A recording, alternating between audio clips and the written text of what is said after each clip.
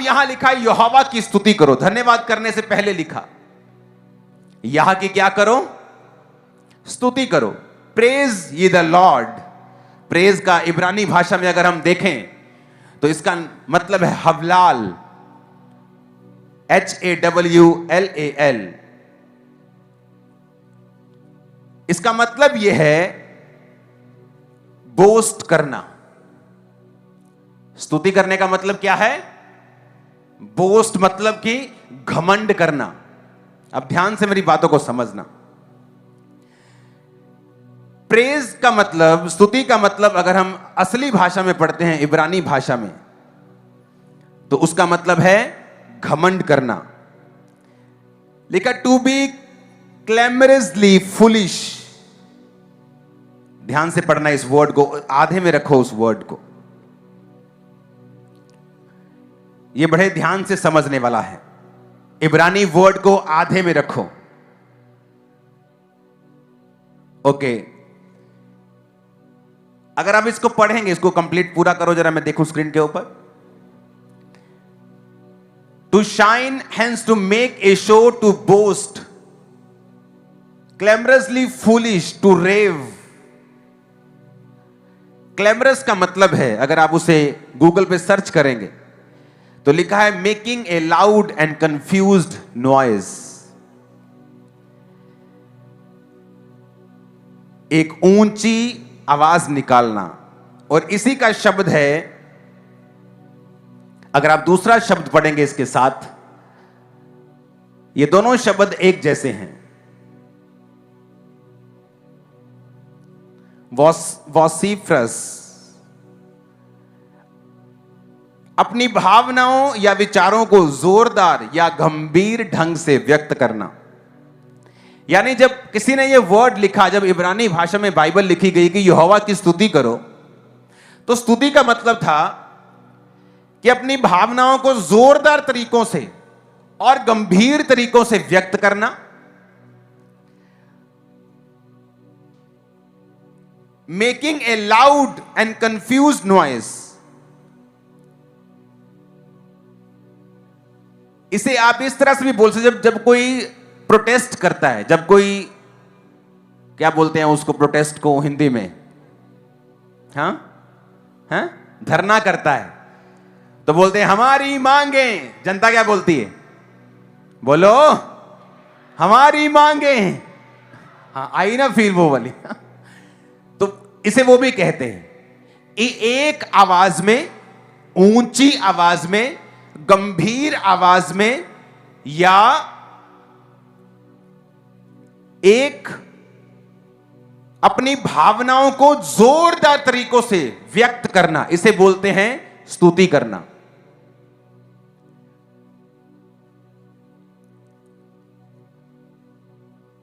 आप बोलते हैं ना, मैं, यूथ बोलते हैं मैं रेव पार्टी में जा रहा हूं।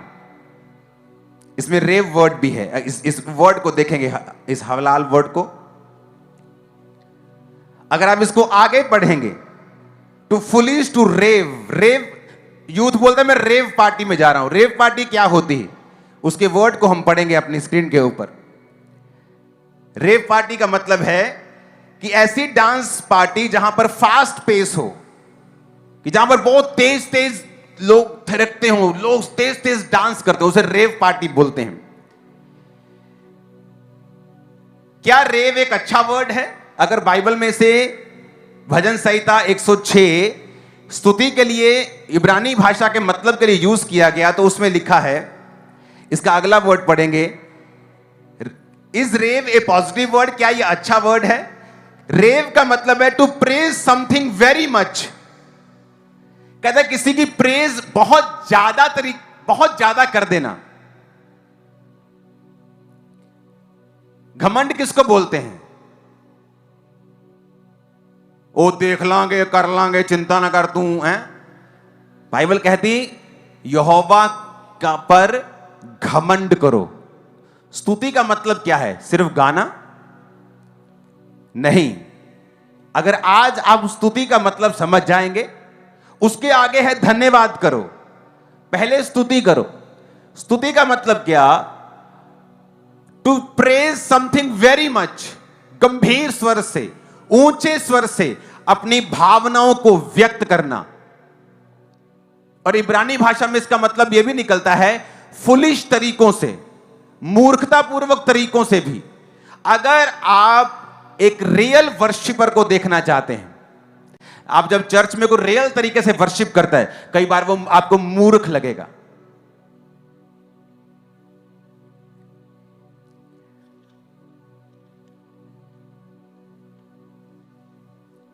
दूसरा जयमूल 6 उसकी 16 में लिखा, जब यहोवा का संदूक दाऊदपुर में आ रहा था, तब शाऊल की बेटी मीकल ने खिड़की में से झांककर दाऊद राजा को यहोवा के सम्मुख नाचते कूदते हुए देखा और मन ही मन उसे तुच्छ जाना। वो राजकुमारी थी, राजे की बेटी थी, शुरू से राजाओं के घराने की तरह बड़े सोफिस्टिकेटेड तरीके से, बड़े मैनर पूर्वक तरीकों से बड़ी पली थी। लेकिन वचन कहता है कि जब उसने खिड़की में से देखा तो दाऊद कूद रहा था, नाच रहा था, फांद रहा था, जैसे बच्चे नाचते हैं। और बाइबल में कहीं जगह यह भी लिखा है जैसे कंजरियां नाचती हैं, कि पूरी तरह से झूम रहा था। उसके कपड़े भी कई जगह बाइबल कहती है उसका तन उघड़ रहा था, कपड़े ऊपर हो रहे थे।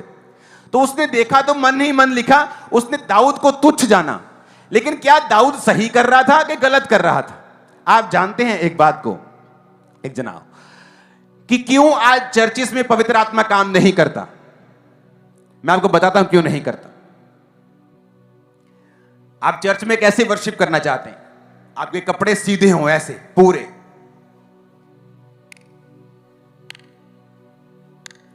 आप नहीं चाहते आपको कोई ऐसे ऐसे देखे, आपको शर्म आती। कई चर्चिस ने बोला तेज ताली नहीं बजानी। लेकिन रियल वर्शिप यह है कि जब आप रियल, वचन कहता है हलाल का मतलब है, इब्रानी भाषा में का यह शब्द है कि जब आप रियल में वर्शिप करेंगे तो आप फुलिश की तरह नजर आएंगे, मूर्ख की तरह नजर आएंगे।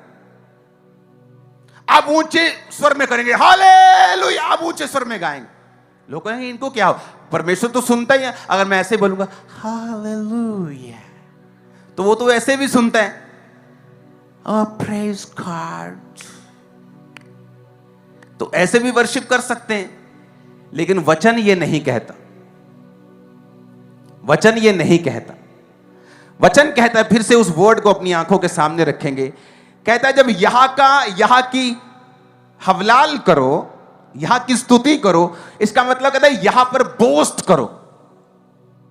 कि जब नाचते हम, मेरा यीशु सब कुछ कर सकता, सब कुछ कर सकता है, वो बोस्ट करना, घमंड करना, अपने आप पे नहीं, जीसस के ऊपर, फुलिश बनना। वो कहती तू पागल लग रहा था, तू पागल लग रहा था, तू नाच रहा था ना, तू पागल लग रहा था। ऐसे कोई राजा नाचता है? तेरे को अकल नहीं है? लेकिन अगर आप हिस्ट्री में देखें, इतिहास देखें इजराइल का, तो दाऊद आपको ऐसा राजा मिलेगा जिसको उसकी तमाम उम्र किसी के बाप में, किसी की मां में हिम्मत नहीं थी उसको कुर्सी पर से हटा सके। किसी में हिम्मत नहीं थी। कोई मिस्री, कोई रोमी, कोई आ जाए, कोई जो भी था उसके जमाने में, जो भी उसका एडवर्सरी था, पलिश्ती हो कोई हो, आप पढ़ लेना क्या था। किसी में हिम्मत नहीं थी दाऊद को कुर्सी से उठा सके, क्योंकि वो ऊंचा उसे किसने किया था? यहोवा ने। क्यों? क्योंकि वो यहोवा के सामने जब स्तुति करता था तो बच्चों की तरह ऊंची आवाज में, रेव का मतलब है to praise something very much, कि जब आप रेव पार्ट में जाते हैं वो इलेक्ट्रॉनिक गिटार के साथ ड्रंग ड्रंग ड्रंग पूरा झूम लेते हैं। अगर यूथ अपनी पार्टी में संसारिक चीजों के साथ ऐसा कर सकता है, तो चर्च में क्या बीमारी है कि आप नहीं कर सकते? जब शुरू में खामरा कलीसिया ने इस तरह की वर्शिप की तो हमारा विरोध हुआ। यह कैसी वर्शिप है, यह कैसा नाचना है, ये तो शैतानी है। लेकिन उनको मतलब समझ नहीं है कि बाइबल में एक्चुअल डीप मतलब रियल बाइबल टीचिंग क्या है। जब आप रियल बाइबल में जाते हैं, डीप जाते हैं, आपको वर्शिप का मतलब समझ आता है। फिर से पढ़ेंगे, उस वर्ड को आधे में रखेंगे। कहता है यह की स्तुति करो, हलाल, to shine, hence to make a show, to boast, boast करना, क्लेमरसली फुलिश, कि ऊंची आवाज में ऐसा व्यक्त करना, गंभीर भाषा में, ऊंची आवाज में, कि मूर्खता ही, ऐसा लगता है कि तुम मूर्ख हो, कि ये कैसे वर्शिप कर रहा है, ये तो लड़का है, ये तो बंदा है, ये क्या कर रहा है, ये गर्दन हिल रही है, हाथ हिल रहे हैं, ये डांस कर रहा है, ये क्या कर रहा है, मूर्ख है। वो रियल वर्शिपर है, तुम मूर्ख हो। वो रियल वर्शिपर है, तुम्हें मालूम नहीं। अगर तुम इतने सोफिस्टिकेटेड हो, अगर तुम्हें इतनी इज्जत का ख्याल है और तुम इतनी मैं में घुमे हुए हो कि तुम सिर्फ ताली बजा सकते हो, और तुम्हें इतना कॉन्शियस है कि तुम्हें कोई देख ना ले, लोग क्या कहेंगे, इसका मतलब अभी तक तुम वर्शिपर नहीं हो। और वचन ये कहता है, पौलुस और सिलास ने जब वर्शिप की तो बंधन टूट गए, हाथ पैर में कील ठोके हुए थे, बंधन में थे, लेकिन वचन कहता है उन्होंने वर्शिप की और परमेश्वर ने दूतों को भेजा। पहले दूत आए, बंधन टूटे, फिर वर्शिप की, ऐसा नहीं लिखा, क्योंकि वचन कहता है तेरे विश्वास ने तुझे क्या किया, पहले वर्शिप की, हाथ पैर को कील ठोका हुआ है, ए दोबारा यीशु का नाम लिया, मार देंगे, को गाड़ दो इनको। बाइबल कहती कपड़े फटे हुए, कील गड़े हुए, दूसरे कैदी देख रहे हैं क्या हो रहा है, और वचन कहता है वो वर्शिप करना शुरू करते हैं। परमेश्वर दूतों को भेजता है, भूकंप आता है, नींवें हिलती हैं, आजाद होते हैं, जैसे आप होने वाले हैं आज की मीटिंग के बाद आजाद।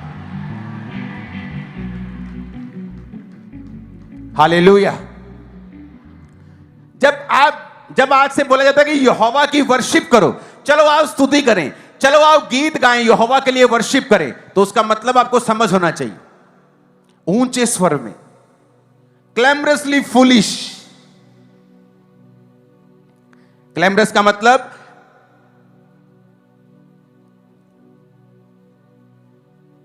Making a loud and confused note,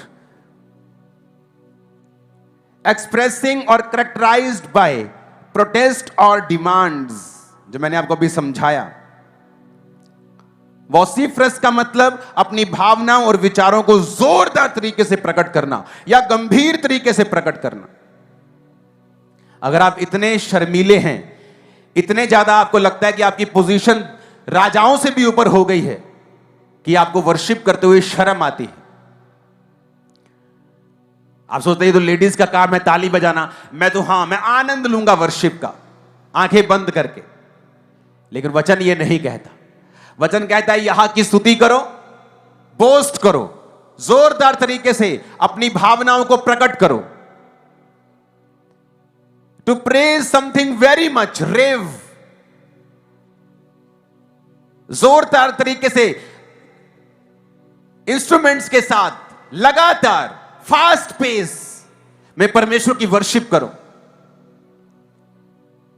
और बाइबल कहती दाऊद जब ऐसा कर रहा था तो उसकी पत्नी को वो तुच्छ लग रहा था, छोटा लग रहा था, और इसलिए दाऊद को कोई हरा नहीं पाया, दाऊद को कोई नीचा नहीं कर पाया, दाऊद को कोई अपनी कुर्सी से हटा नहीं पाया। जब आप वर्शिप करते हैं भूल जाओ आपके आसपास कौन है, क्योंकि वर्शिप करने का मतलब सिर्फ गले से गाना नहीं, बल्कि अपना पूरा ब्लड, अपनी हड्डियां, अपनी स्पिरिट, अपना मन, अपनी एक एक सोच को परमेश्वर की वर्शिप में लगाना है, बोस्ट करना है, घमंड करना है, जोरदार तरीके से बोलना है, फास्ट पेस्ड में, कई बार गंभीर स्वर में, कई बार very much, praise something very much, कि बहुत ज्यादा उसका धन्यवाद करना है, फुलिश तरीके से लगे, कई बार वो लगेगा कि तुम एक मूर्खतापूर्वक तरीके से लोग तुम्हें समझ सकते हैं, लेकिन वही रियल वर्शिप है। अब मान लो मैं एक पब्लिक प्लेस पे हूं, अब मैं वहां पे ऐसा करूंगा तो पागल ही कहलाऊंगा। मान लो एक चौराहे में बैठा हूं, कहीं मान लो मैं कंपनी बाग बैठा हूं, तो वहां लोग बैठे, वहां मैं ऐसा नहीं करूंगा, वहां मैं वर्शिप कर सकता हूं, तेरा प्यार है कितना महान, वर्शिप कर सकता हूं, मैं अपने मन में वर्शिप कर सकता हूं। आप मेरी बात समझ रहे कि नहीं? आप बस में जा रहे हैं, आप रेलगाड़ी में जा रहे हैं, वहां आप डांस करेंगे तो लोग आपको समझेंगे नहीं। वहां आप दिल में वर्शिप कर सकते हैं, मुंह से वर्शिप कर सकते हैं, अपने मन को परमेश्वर से कनेक्ट कर सकते हैं। जब आप प्रभु के घर में हैं, फिर आप खुल के वर्शिप कर सकते हैं। अब अपने घर में हैं, आप खुल के वर्शिप कर सकते हैं। अब अपने प्रेयर रूम में हैं, आप खुल के वर्शिप। जब आप वर्शिप करेंगे कुछ होगा जो आपको चाहिए। वो बंधन टूटेंगे जो आपको टूटते हुए दिखने हुए चाहिए। मैं आपको बता रहा हूं, वर्शिप में पावर है। आप वेट कर रहे हैं परमेश्वर आपके बंधनों को खोले। वो वेट कर रहा है कि आप वर्शिप करें एक बच्चे की तरह, फुलिश तरीके से। ऐसा लगना चाहिए कि आपका दिल पूरी तरह से खुला हुआ है। कोई आपके अंदर कॉन्शियस नहीं है अपने आप का कि लोग देख रहे हैं, कैमरा देख रहा है, मैं मोटा हूं, मैं पतला हूं, मैं लंबा हूं, मैं छोटा हूं, मैं कैसा दिखूंगा। डोंट वरी, आप बेस्ट हैं जो भी है। मैं सच कह रहा हूं, आप बेस्ट हैं। खुदा ने आपको बनाया, शैतान ने नहीं बनाया। हालेलुया। जब मैं अफ्रीका में गया तो वहां पे सब खुदा ने जैसे बनाया, लोगों को काले काले सारे रंग थे, काले काले सारे। देखो, काला बंदा काला, लेडी काली। तो जब मैं उनके साथ ऐसे हम बैठते थे तो बातें होती थी। ओ शी, वो जो मान लो प्रोफेटिक वर्ड चल रहा है कि oh you are very beautiful but your husband is not. मैं सोचता था कि इनमें भी ब्यूटीफुल होते हैं। जब मैंने रियल में वहां टाइम बिताया तो समझ आई कि ब्यूटी का रंग से कोई लेना देना नहीं। मैं आपको सच कह रहा हूं, इस दुनिया की सबसे खूबसूरत जो कंपटीशन है, मिस वर्ल्ड, मिस यूनिवर्स, वहां पे अफ्रीकन औरतें भी जीतती हैं जिनका रंग काला है। तो शैतान क्या करता है, वो आप में वहम डालता है। तो तेरा रंग काला है, काले से खूबसूरती का कोई लेना देना नहीं। आपका लाइफ, आपकी थिंकिंग, एटीट्यूड, सोच, स्टैंड, उससे मालूम होता है आप क्या है। और मैं आपको बता रहा हूं, अगर आप लाइफ में जाएंगे, स्टडी करेंगे, तो आप देखेंगे कि बहुत बार औरतें इतनी खूबसूरत नहीं है जितना उनको हस्बैंड अच्छा मिला है, खूबसूरत मिला है। रीजन उनका कैरेक्टर, उनका एटीट्यूड, लाइफ स्टैंड। क्योंकि आपकी लाइफ के सुखों को आपके कलर और कद से वो नहीं आएंगे, क्योंकि परमेश्वर ने आपको बनाया, शैतान ने नहीं बनाया। आप जैसे हैं, मैं आपको तसल्ली नहीं दे रहा हूं, आप बेस्ट हैं। आपको ढूंढना पड़ेगा अपना आप। आपको वचन में, प्रेयर में आपको अपने आप को डिस्कवर करना पड़ेगा। जब आप प्रेयर करेंगे, परमेश्वर आपके बारे में आपको जाहिर करेगा। आप है क्या, कहां जा सकते हैं, क्या कमी है, कहां इंप्रूव हो सकता है, किधर बढ़ना है, कैसे बढ़ना है, वो प्रेयर में जाहिर करता है। अगर आप प्रेयर नहीं करेंगे, आप जितने मर्जी अच्छे हो, लंबे हो, गोरे हो, काले हो, कोई मतलब नहीं। वो मिट्टी में है, वो एक लटक रहा है, साइड पे है, लेट हो रहा है। परमेश्वर का प्लान वो जाहिर नहीं कर रहा। आप कितने मेरी बात को समझ रहे हैं? तो ये चीजें आपके दिमाग में होनी चाहिए कि वर्शिप का मतलब क्या है। वर्शिप का मतलब, जब वर्शिप शुरू हो तो बच्चों की तरह नाचो, चिल्लाओ,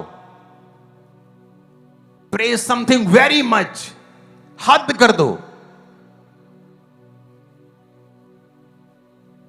कि घमंड लगना चाहिए कि ये परमेश्वर पे घमंड करते हैं। उसे इस तरह की वर्शिप पसंद है। इसलिए उसने कहा, मेरा पिता उनको ढूंढता है जो आत्मा, रूह और सच्चाई से उसकी क्या करते हैं, वर्शिप करते हैं।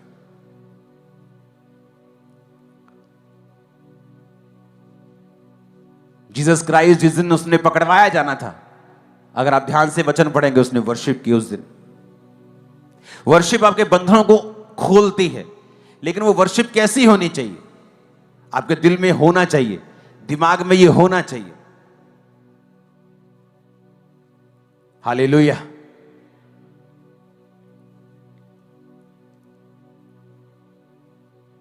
तो कुछ चीजें हैं जो आपके दिमाग में हमेशा होनी चाहिए कि अगर वर्शिप का समय आता है आपके घर में, आपकी लाइफ में, चर्च में, तो वो वर्शिप का मतलब क्या है। अगर आप हेजिटेट होते हैं डांस करने में, हालेलुया बोलने में, अपने आप को खोलने में, तो ये शैतान का बंधन है। ये आप सोच लो कि आपके छुटकारे में एक रुकावट है, पूरी तरह से मस्से को उतारने में एक रुकावट है। कितने मेरी बात को समझ रहे हैं? ऊंची आवाज में हालेलुया बोलो। यहोवा की क्या करनी है? अब मतलब आ गया कि स्तुति कैसे करनी है। उसमें लिखा है सेलिब्रेट करना, प्रेज करना, किसी को सेलिब्रेट करना। जैसे कोई जीतती है टीम, इंडिया जीतती है वर्ल्ड कप, सेलिब्रेट करते हैं, उस तरह परमेश्वर को सेलिब्रेट करना क्योंकि वो जीता हुआ है। आमीन। मेरा ये बिलीव है अगर आप इस तरह से वर्शिप करेंगे और आपको मालूम हो जाएगा कि रियल वर्शिप किसे कहते हैं। अगर ये सिर्फ दिल का मसला होता तो इतने वर्ड्स परमेश्वर इस डीप तरीके से इब्रानी भाषा को यूज नहीं करता। इसी तरह से फिर दाऊद नाच कर और कूद कर परमेश्वर की स्तुति नहीं करता। और ये पद कभी ना लिखा जाता कि दाऊद ने नाच और कूद के स्तुति की और उसकी पत्नी ने उसको डांटा और उसने फिर उसको अपनी पत्नी को डांटा और कहा कि परमेश्वर के सामने मैं और नीचा बनूंगा ताकि वो मुझे और ऊंचा कर सके। आमीन।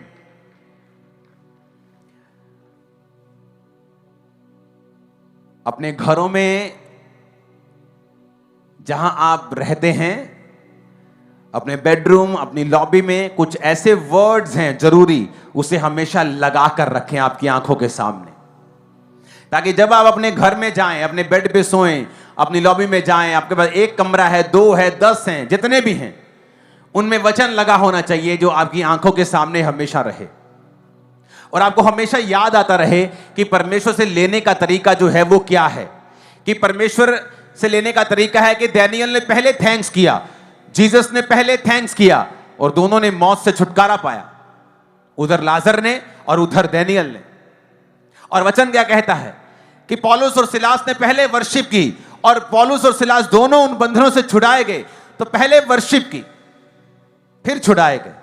वर्शिप कैसे करनी मैंने आपको बता दिया, बिना शर्माए, बिना बॉडी को कंट्रोल किए, बिना देखे, बिना समझे, बच्चों की तरह वर्शिप करनी है, जिस तरह दाऊद ने की। उसने पहले वर्शिप की, परमेश्वर ने उसको ऊंचा किया। हाँ या ना? वचन कहता है एक औरत परमेश्वर के पास आती है और हिंदी में लिखा है उसको प्रणाम करती है और कहती है कि अगर मेरी बेटी में से दुष्ट आत्मा तू निकाल दे तो अच्छा होगा, मेरी बेटी को दुष्ट आत्मा बहुत सता रही है। तो परमेश्वर ने कहा कि बच्चों की रोटी कुत्तों को डालना उचित नहीं, मैं इस लाइन को अभी नहीं पढ़ूंगा, मैं पहले में ही रहूंगा। लेकिन अगर आप इंग्लिश में पढ़ें तो उसमें लिखा है she came and worship him, कि वो आई और प्रभु को पहले वर्शिप किया, वो आई और परमेश्वर को पहले स्तुति किया और फिर परमेश्वर ने उसकी बेटी को आजाद किया। अगर आप पहले वर्शिप करेंगे बंधनों को वो तोड़ेगा। आप पहले थैंक्स करेंगे वो आपके रास्तों को साफ करेगा। आप प्रेयर करेंगे, कई चीजें आपको दिखाई देंगी जो अभी आपको दिखाई नहीं दे रही। लोग पूछते हैं, माएँ आती हैं, मेरा बेटा नहीं सुधरता, मेरी बेटी नहीं सुधरती। रीजन ये है कि वो आपके साथ रहता है और आप उसके बारे में जितना जानती हैं या जानते हैं उतना कोई नहीं जानता। और जब आप प्रेयर करेंगे अपनी बेटी, बेटे, भाई, बहन, मां, बाप, कोई भी ऐसा है जिसको आप सुधरते हुए देखना चाहते हैं, तो होता क्या है, परमेश्वर उस व्यक्ति के दिल को आप पर जाहिर करना शुरू करता है और परमेश्वर जाहिर करता है कि तुझे किस तरह से बात करनी है, किस तरह से तुझे प्रार्थना करनी है, किस तरह से आगे बढ़ना है। और धीरे धीरे फिर आप देखते हैं कि आप उस व्यक्ति को, उस रूह को जीत जाते हैं जब आप उसके लिए प्रेयर करते हैं और अपनी लाइफ में प्रार्थना रखते हैं। नहीं तो क्या होता है, परमेश्वर आप पे जाहिर नहीं करता, आपकी स्पिरिचुअल आईज बंद रहती हैं, आइडियाज की लाइफ बंद रहती है, परमेश्वर आपसे बात नहीं कर पाता और आप उसी तरह के बंधन में ही कितने सालों तक रह जाते हैं। वर्शिप करनी है, बोलो अपने पड़ोसी को 3 बार बोलो। कैसे करनी है वही भी बताओ। बोलो नाच कर, गा कर, पंगड़े पाकर, ऊंची आवाज में, फास्ट पेस में, गंभीर स्वर में भी, हर तरह से, बिना शर्माए, बिना झिझके, फुलिश तरीके से भी, दाऊद की तरह भी, हर कंडीशन में वर्शिप करनी है। आमीन बोलो तगड़े वाला। और फिर पड़ोसी को बोलो, बोलो धन्यवाद करना है। 7 बार बोलो पड़ोसी को, धन्यवाद करना है यीशु का।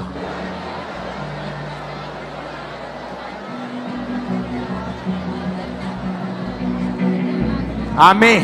अपने पड़ोसी को बोलो धन्यवाद करना है हर कंडीशन में, दुख में, सुख में, आशीष से पहले, आशीष के बाद में, हर तरह से उसका थैंक्स करना है। तेरी जिंदगी सेम नहीं रहेगी।